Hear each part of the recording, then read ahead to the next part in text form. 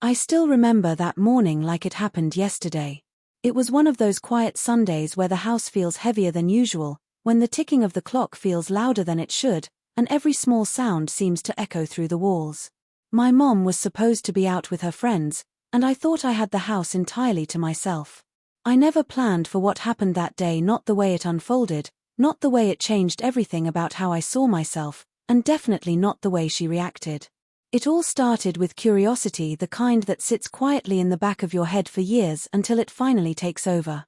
I had always wondered what it felt like, the softness of the fabrics she wore, the quiet confidence she carried when she dressed up, the way her presence filled a room without even trying. Maybe I was jealous of that confidence.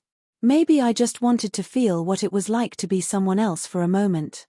Or maybe, deep down, I was searching for something I couldn't explain yet. The closet was half open, sunlight streaming across the wooden floor, and the faint smell of her perfume still lingered in the air, that familiar floral scent that always meant warmth, comfort, and home. I hesitated for a long time before stepping closer. My hands were shaking, my heart was pounding, and yet I couldn't stop. My fingers brushed across the soft lace of one of her dresses, and it was like a spark lit inside me. I told myself it was just for a few minutes. Just to see. Just to understand. That's what I whispered in my head as I carefully lifted one of her silk blouses from the hanger. It was light, smooth, almost weightless. I slipped it over my shoulders, and in that instant, something shifted. The mirror in front of me reflected someone I barely recognized, awkward, unsure, but strangely calm. Then my eyes caught sight of the small drawer she always kept locked. It was slightly open, maybe by accident, or maybe fate wanted it that way. Inside was a neatly folded set of delicate lingerie, pale lavender with tiny satin bows. I shouldn't have, but I couldn't help it. I ran my fingers across the fabric. It was impossibly soft. My heartbeat quickened again, not out of thrill, but from this strange mix of fear and longing I didn't fully understand. That's when I heard it, the faint sound of keys turning in the lock downstairs.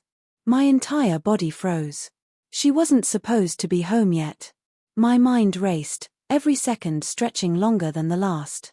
I tried to peel the blouse off, but it caught on one of the buttons. Panic set in. My breath came in short bursts. I barely had time to pull the blouse over my head before I heard her footsteps coming up the stairs. She called my name. Once. Twice. Calmly. Too calmly. I didn't answer. I couldn't. I just stood there, half-dressed, caught between guilt and fear. The door creaked open, and then everything went silent. I turned around slowly, and there she was standing in the doorway, holding her purse, her expression unreadable.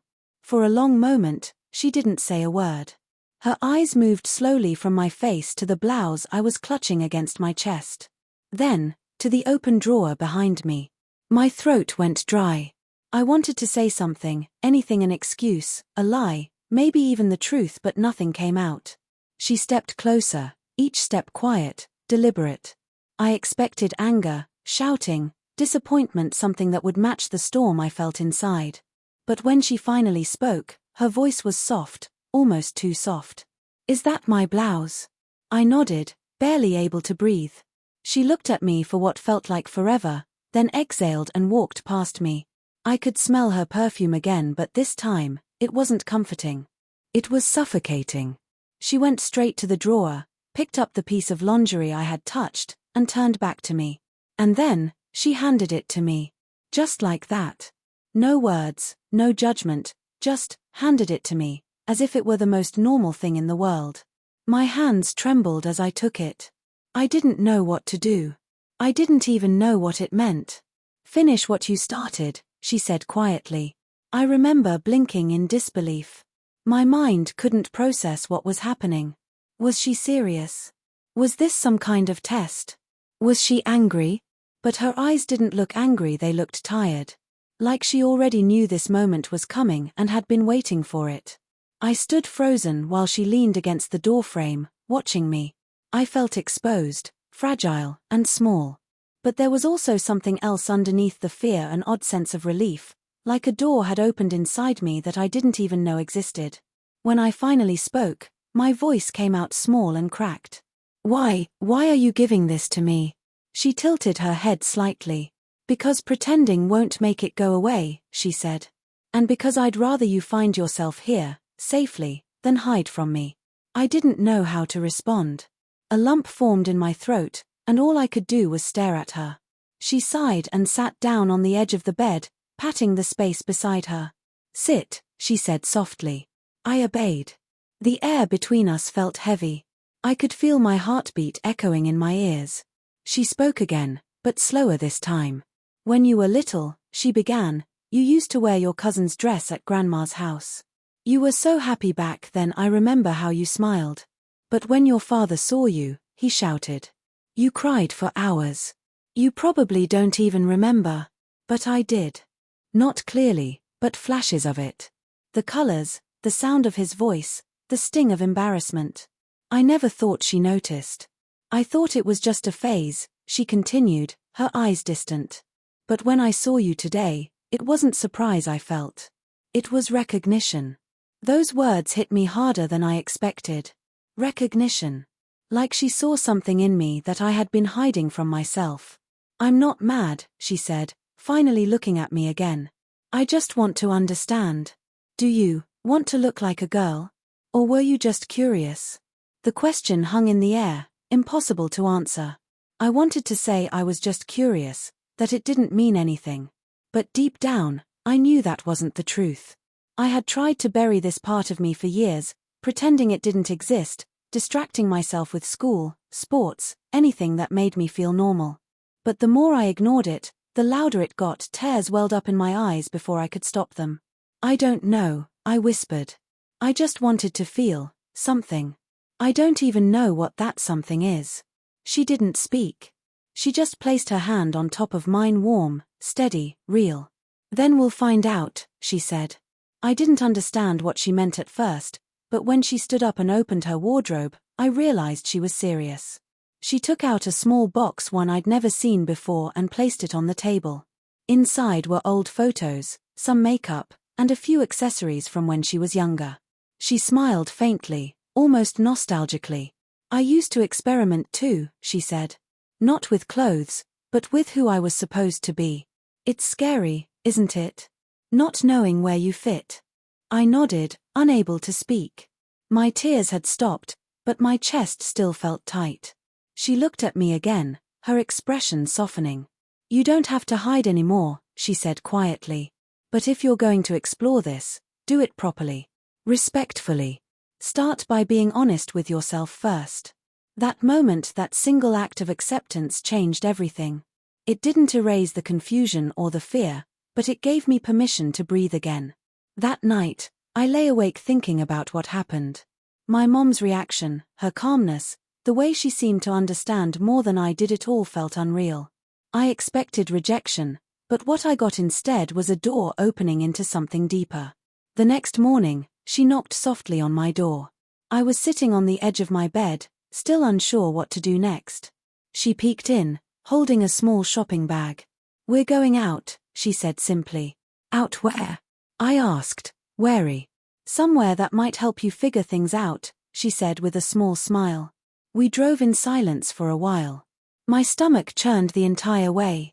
I kept thinking maybe she'd change her mind, maybe it was a trick, maybe she'd decided to punish me after all.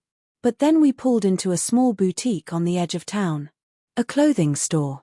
Not fancy, but quiet, tucked away between a coffee shop and a salon. I used to come here when I was your age, she said. They're kind people. No judgment. Inside, the store smelled like lavender and clean fabric. The lady at the counter greeted my mom warmly, as if they'd known each other for years.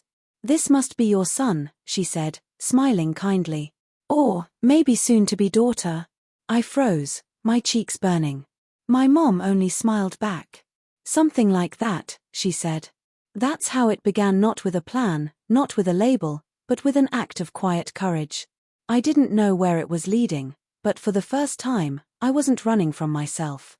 And as I stood there, surrounded by racks of clothes and the hum of soft music, I realized that maybe this wasn't just about wearing something different. Maybe it was about finally allowing myself to exist without apology. That was the day everything changed. The first few minutes inside that boutique felt like an eternity. Every sound, every whisper of a hanger sliding across a rack seemed magnified in my ears. My palms were sweating, my breathing shallow. I felt like the walls were closing in. Mom must have noticed, because she placed her hand on my shoulder gently, the way she used to when I was a kid having nightmares. "It's okay," she whispered. "You don't have to rush. Just look around." I nodded, but I couldn't make my legs move at first. There were rows of dresses, skirts, soft sweaters, and accessories neatly arranged by color. I caught glimpses of myself in the mirror and turned away quickly. I didn't want to see the awkward reflection of a boy who didn't belong here. Yet, the longer I stood there, the more I felt a strange pull, a quiet voice telling me I wasn't entirely out of place either. The store clerk, a kind woman named Clara, smiled at me as she rearranged a few scarves. "We all start somewhere," she said in a tone that felt almost motherly. "The first step is always the hardest." I wasn't sure if she was talking to me or just thinking out loud, but something in her voice made me relax a little. Mom wandered off to another section, pretending to browse but keeping me within sight. After a few minutes, Clara approached me again, holding a soft cream-colored cardigan. "You have gentle shoulders," she said softly. "This would look lovely on you." I hesitated. My instinct was to refuse, to say no, to run, but something about her calmness made it impossible to resist. I reached out and touched the fabric. It was light, delicate, and so soft it almost melted in my hands. "Try it," she said. I looked at Mom, uncertain, but she gave me a small nod. My heart pounded as I followed Clara to the fitting room. I stood in front of the mirror, clutching the cardigan like it was made of glass. The reflection staring back at me was pale, anxious, and still halfway between who I was and who I might become. I slipped it on, and for a moment, the air felt different, quieter somehow. It wasn't magic. It wasn't instant transformation. But it was something. Something real. I turned to the side and caught my reflection again, and though it was subtle, I could see a softness in my face that I hadn't noticed before. When I stepped out, Mom's eyes softened. She smiled, not in a teasing way, not mockingly, but with a quiet kind of pride. "You look comfortable," she said. That word hit me hard. Comfortable. I hadn't felt that in years. We spent almost 2 hours there. Every time I thought I couldn't handle more, she'd say something to calm me down, something simple like just breathe or take your time. I tried on a few outfits, always with a mix of fear and wonder. Some didn't fit right, some did. But it wasn't really about the clothes anymore. It was about finally seeing a version of myself I didn't hate. When we got home, she didn't ask any more questions. She just handed me a cup of tea and said, "You can wear it for a while if you want." And I did. I sat by my window, wearing that same cardigan, staring out at the fading sky. It was the most peaceful I'd felt in a long time.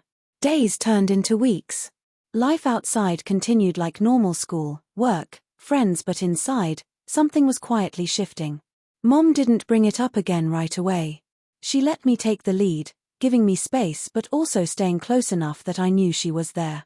Then one evening, about a month later, she knocked on my door again. "Can I come in?" I nodded. She entered holding a small box, a familiar one. The same box she had opened the day she caught me. Only this time, she placed it on my desk. "I added a few things," she said. "You don't have to look now. Just when you're ready." Curiosity got the better of me that night. Inside were a few light cosmetics, a compact mirror, and a note in her handwriting. It said, "You don't have to be perfect. You just have to be honest." That line stuck with me for days. Honest. I wasn't sure I even knew who I was enough to be honest about it. But the idea of trying, of not hiding anymore, started to feel less terrifying. Eventually, with shaking hands, I opened one of the small makeup containers, a simple lip tint. I had no idea how to use it. I applied too much at first, smudging it unevenly, and laughed at my reflection. It looked ridiculous, but for some reason, it didn't hurt to see it. I tried again. Softer this time.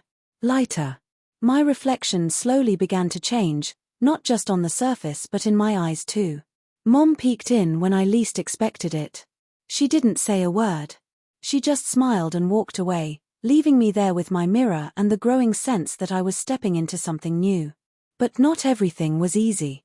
The more I explored this side of myself, the more I realized how fragile the balance was between comfort and fear. I still had to face the world outside our home, friends who wouldn't understand, classmates who'd mock me if they ever found out. The first real test came sooner than I expected.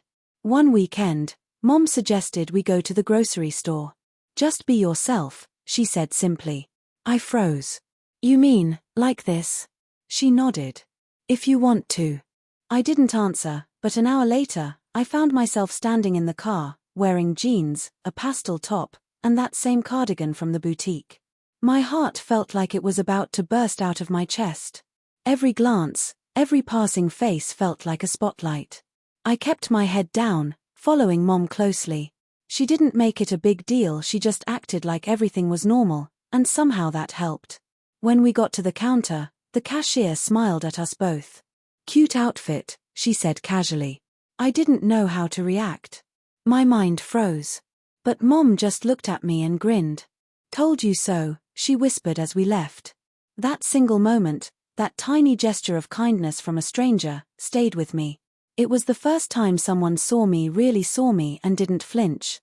From that day on, I started feeling braver. I began to experiment quietly, not to hide but to understand.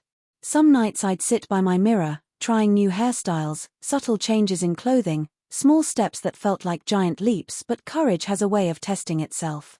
Word began to spread slowly among my friends, small hints, questions about why I seemed different lately.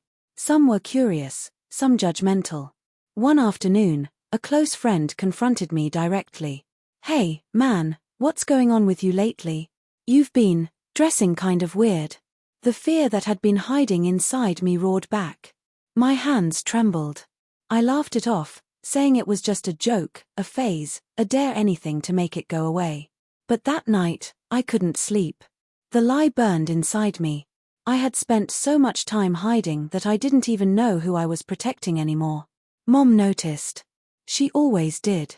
She sat beside me at breakfast the next morning and said quietly, "You can't keep apologizing for existing." I didn't respond. I didn't know how. Over the next few months, we fell into a rhythm: quiet support, small steps, slow progress. She'd surprise me with little things, a pair of earrings, a new scarf, or sometimes just a knowing smile when I needed it most. But even with her help, there were nights when I questioned everything. Nights when I'd stare at myself in the mirror and whisper, "Who am I really?" Then came the night that changed everything again. I was sitting in my room, staring at an old photo, one from before any of this started. I looked so different back then, stiff and uncomfortable in my own skin. I barely recognized that person anymore. Mom walked in quietly, holding something behind her back. "Remember the first day I caught you?" she asked. How could I forget? She smiled faintly and pulled out the same lavender lingerie she had once handed me. "I kept this," she said. "Not because of what it was, but because of what it meant. That day, you stopped pretending." Her words hit deep.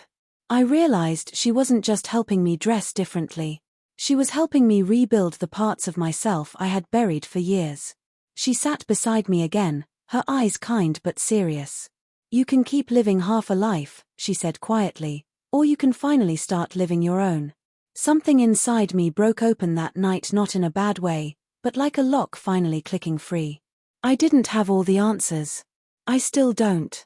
But for the first time, I wasn't afraid to find them. As the months went by, our relationship changed in ways I never expected. We weren't just mother and son anymore, we were two people learning to see each other honestly. She taught me how to apply makeup properly, how to walk with confidence, how to carry myself without shame. There were awkward moments, laughter, even tears, but through it all, there was a growing sense of peace. I realized that transformation isn't about replacing one version of yourself with another. It's about uncovering the version that's been waiting underneath all along.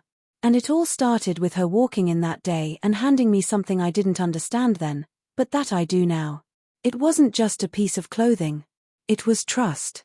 Permission. A bridge to the person I was becoming. And maybe, just maybe, It was love in its purest form, the kind that doesn't ask questions, doesn't demand explanations, but simply says, I see you. And that's enough. The first time someone from my school saw me dressed differently was an accident. It was a Saturday afternoon, and Mom and I were leaving the salon together, my hair freshly trimmed, my outfit simple but soft, jeans paired with a light pink blouse she'd helped me pick. I felt good that day, not overly confident, but balanced, like I was finally starting to blend who I was inside with who I was outside. Then I heard my name. I turned and froze. It was Ryan, a guy from my class. The kind who always had a joke ready, the one everyone liked. His eyes widened, his jaw literally dropped, and for a moment, neither of us said a word. My mind went blank. I felt the blood drain from my face. I wanted to disappear right there in the parking lot. He blinked, looked at me again, then forced a laugh that didn't sound natural. Dude, is that you? The words hit me like a slap. Mom's hand found mine, squeezing it tightly. Let's go, she whispered, but my feet wouldn't move. I was rooted in place, caught between fight and flight. Ryan laughed again, awkwardly, and took a step closer. What's going on? Is this, like, some kind of dare? I swallowed hard, trying to speak, but the words wouldn't come.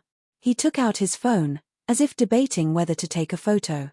That's when Mom stepped in front of me, her tone calm but sharp. You can put that phone away, she said evenly. Ryan's smirk faded a little. Sorry, I was just being rude, Mom interrupted. She doesn't owe you an explanation. That single word she hung in the air like a thunderclap. Ryan looked confused, then muttered something under his breath and walked off, shaking his head. I stood there trembling, my eyes burning. In the car, I broke down. Everyone's going to know now, I said. He's going to tell everyone. Mom didn't say anything at first. She just started driving. Her face was calm, her hands steady on the wheel. Maybe, she said finally. And maybe that's not the worst thing. I didn't understand how she could sound so sure when my whole world was about to collapse. That Monday, school felt like a battlefield. Whispers followed me down the halls. Some people avoided me completely, others stared, and a few laughed openly. Ryan must have told them everything. My chest tightened with every passing look. At lunch, I sat alone until someone sat across from me, Jenna, one of the quieter girls from my art class. She looked at me with curious eyes but no judgment. So, is it true? She asked softly. I didn't even have the strength to lie. Yeah, I said. I guess it is. She smiled faintly. I think it's brave. That word brave felt foreign to me. I didn't feel brave. I felt terrified. But something about the way she said it made it sound like maybe I could be.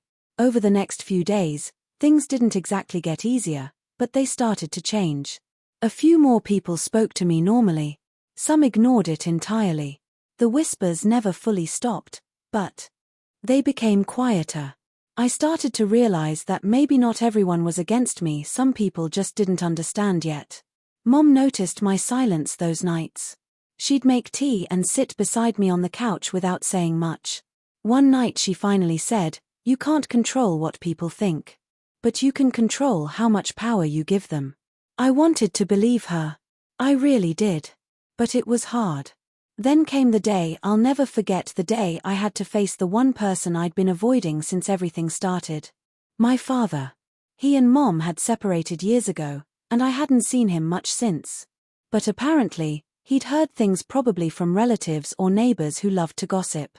He showed up one evening without warning. I heard his voice in the hallway before I even saw him. "Where's my son?" he demanded. Mom's voice was calm but firm. "You should lower your voice." I stood at the top of the stairs, frozen, listening. My hands were shaking so badly I had to grip the railing. He saw me then. His expression changed: confusion, anger, disbelief, all flashing across his face. "What are you wearing?" he barked. Mom stepped in front of him immediately. "Don't," she said sharply. He ignored her. "Answer me." My voice cracked when I finally spoke. "It's just clothes." "Clothes?" He laughed bitterly. "You're dressing like a..." He stopped himself, maybe realizing how close he was to saying something unforgivable. Mom's voice turned steel cold. He's still your child. That only made him angrier. She. What is this nonsense you're encouraging? I couldn't stand it anymore. I'm not pretending, I shouted, surprising even myself. I'm just trying to be me. The room went quiet. My heart felt like it was about to tear out of my chest. Dad stared at me for a long time, then shook his head and muttered, "This is ridiculous," before storming out. The door slammed so hard the walls shook. Mom stood there for a while, breathing heavily, then turned to me. Her eyes were glassy but strong. "You did good," she said softly. I wanted to believe her, but all I felt was hollow. 4 days after that, I replayed the moment over and over in my head. The look in his eyes. The anger. The rejection. It hurt more than I could describe. But through the pain, there was also a strange clarity, like I had finally stopped living for someone else's approval. That's when I realized something. My journey wasn't about convincing the world. It was about learning to live with myself, even when the world refused to understand. The following weeks were difficult.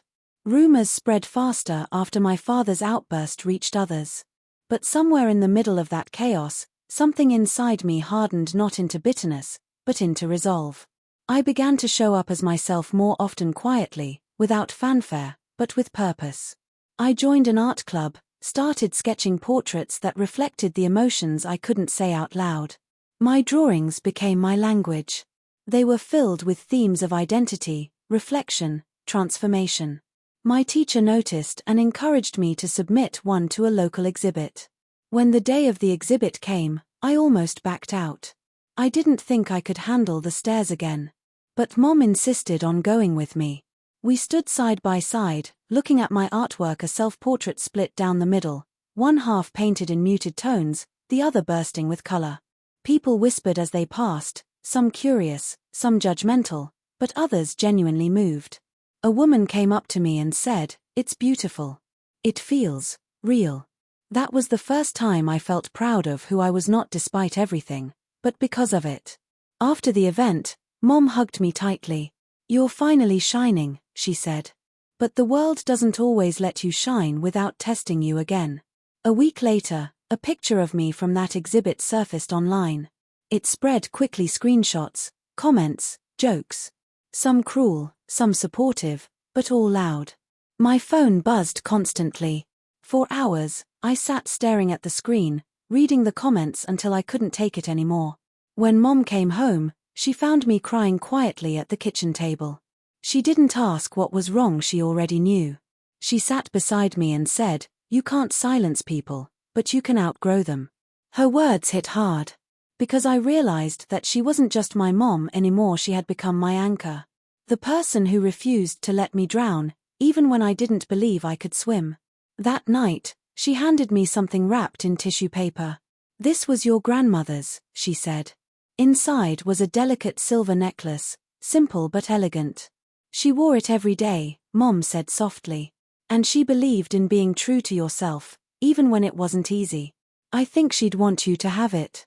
I held the necklace in my hands, feeling its weight, its history. "I don't know if I'm strong enough for all this," I whispered. Mom smiled gently. "Strength isn't something you have all at once. It's something you grow into."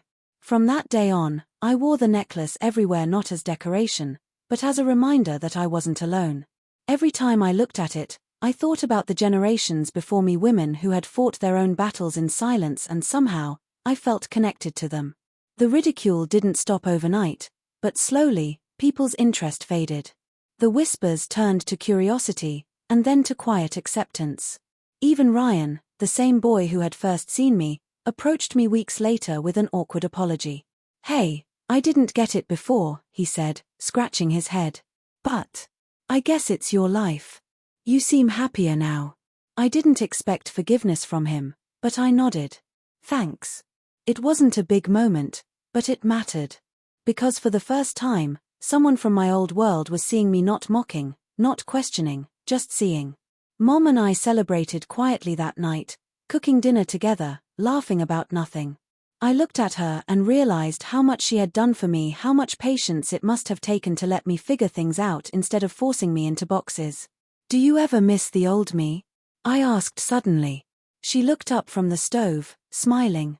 I never lost you, she said. I just got to know you better. That single sentence stayed with me. It wasn't just acceptance, it was love without conditions, love that didn't care what name or face it came with. And as I stood there, in our small kitchen, wearing the same lavender cardigan and my grandmother's necklace, I realized that my story wasn't about hiding anymore. It was about living. It wasn't perfect, it wasn't easy, but it was mine. And that was enough. The next morning, I woke up feeling the weight of everything that had happened, but strangely, it didn't feel heavy in a bad way. It felt like the kind of weight that comes from realizing you've been carrying something inside you for a long time, and now it finally has a name. The sun filtered through the curtains, soft and warm, painting the room in gold, and for a moment I didn't move. I just lay there, staring at the ceiling, remembering the look in Mom's eyes last night when she said she saw me. Not as her son pretending, but as someone she hadn't allowed herself to see before.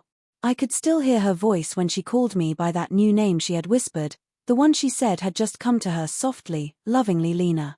She said it like it had always been my name. When I finally got up and went to the mirror, I felt a strange calm. My hair was still slightly curled from the night before, my skin softer from the lotion Mom had insisted I use, and my reflection looked almost unrecognizable yet, for the first time, completely real. I wasn't sure who I was supposed to be anymore. Maybe I didn't need to know just yet. All I knew was that I felt like I had stopped running. For so long I had been terrified of being found out, of being caught in something I couldn't explain. But now, after everything, I wasn't hiding anymore. When I walked downstairs, Mom was already in the kitchen, making breakfast like it was any normal day. But when she turned and saw me, she smiled in a way I had never seen before. There was no shock, no confusion, just this calm pride. "Good morning," she said softly, and for a moment I hesitated, wondering what she expected me to say. Then she added, "Coffee or tea, Lena?" I froze. She said it again. My name. That name. I wanted to cry, but the tears didn't come, they turned into a trembling smile instead. "Coffee," I managed to say, my voice quieter than usual, but steadier. We sat together at the table, not saying much at first. It was strange how silence used to feel unbearable before, like it was full of judgment or fear, but now it felt peaceful. She finally broke it. "I know this wasn't easy for you," she said. "And I know I didn't make it easier. I thought I was protecting you by keeping you in a box. But maybe all I was doing was keeping you from seeing who you were meant to be." I looked at her, trying to find the right words, but there were none.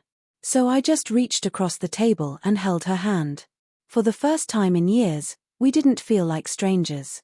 The following weeks were quiet but meaningful.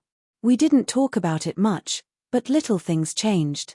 She started leaving small things on my bed, not like before, not out of shock or confusion, but as gestures of acceptance.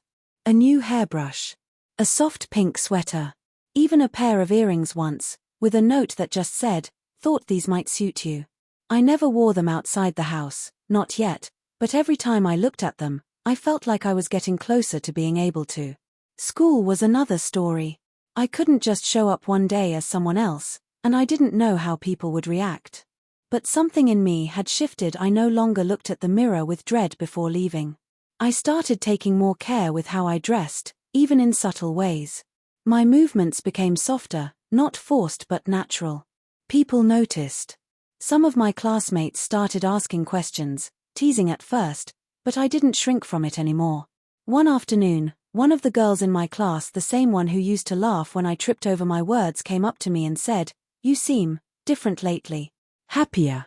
It was such a simple thing, but it stayed with me for days. At home, Mom was changing too. She seemed lighter, more talkative. Sometimes I'd catch her watching me, not with suspicion but curiosity, like she was learning to understand a whole new version of me. One evening, she showed me an old photo of her from when she was my age. She had the same unsure smile I had. "You know," she said, "I used to feel out of place too. Maybe not like you, but in my own way. I think everyone does until they find their reflection." She turned the photo toward me. "Maybe that's what we're both doing, finding our reflections again. It wasn't all easy. There were days when I doubted everything. When I looked at myself and thought, maybe I'm just pretending, maybe this is all in my head. But then I'd hear her voice from that night, I see you. And I'd remember how it felt when she said it, like a light breaking through. Months passed, and the changes kept unfolding. One day, Mom asked if I wanted to go shopping with her. I hesitated, thinking she meant groceries, but she smiled and said, "No, for you." My heart skipped. I didn't know what to expect, but I said yes. We drove to a small boutique outside town, quiet and hidden between cafes. The woman there greeted us with a warm smile, and to my surprise, Mom introduced me as Lena. I almost corrected her, but when the woman didn't even blink, just smiled wider and said, "Lovely name," I felt something break inside me, not in pain, but release. That afternoon, we walked through racks of clothes, soft fabrics brushing against my fingers, the world feeling more real than it ever had.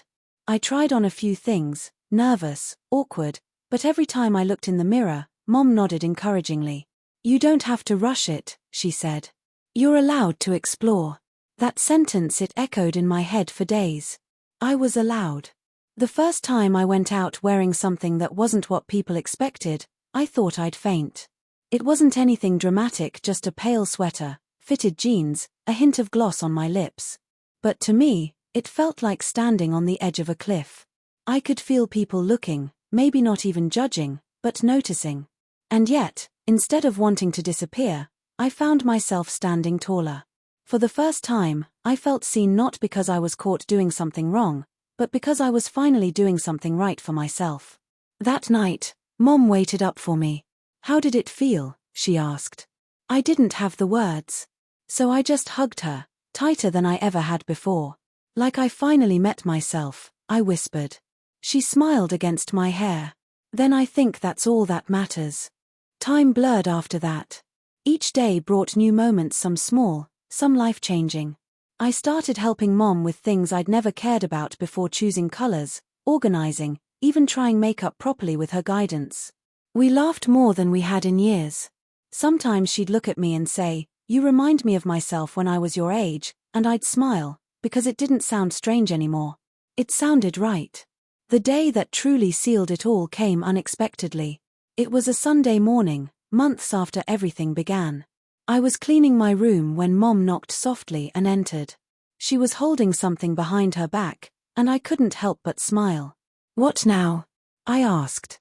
She grinned. "You'll see." Then she brought it forward, a small box wrapped in simple paper. My hands trembled as I opened it. Inside was a delicate piece of lingerie, elegant and soft, with a note tucked beneath it. I lifted it, and my heart nearly stopped when I read the words. "Not because you have to wear this, but because you deserve to choose who you are." I looked up at her, tears welling in my eyes. She just nodded. "That first night, when I handed you mine, I didn't understand what I was doing," she said. "It was instinct. Now I know why. I wanted you to feel seen, to have something that wasn't just a secret anymore. This one is yours, because now it's your story, not mine." I couldn't speak. All I could do was walk over and hug her, my tears soaking her shoulder. "Thank you," I whispered, the words shaking. "For not turning away." She stroked my hair and said softly, "For years I didn't understand who you were becoming. Now I see that you were never changing into someone else. You were uncovering who you already were." That moment didn't end in fireworks. It ended in quiet, the kind that comes after a storm has passed. And maybe that's what life really is, not about dramatic transformations, but about learning to live honestly in the calm that follows. Now, whenever I look back on that day, the one when she walked in and found me in her lingerie, I realize that was the day everything began.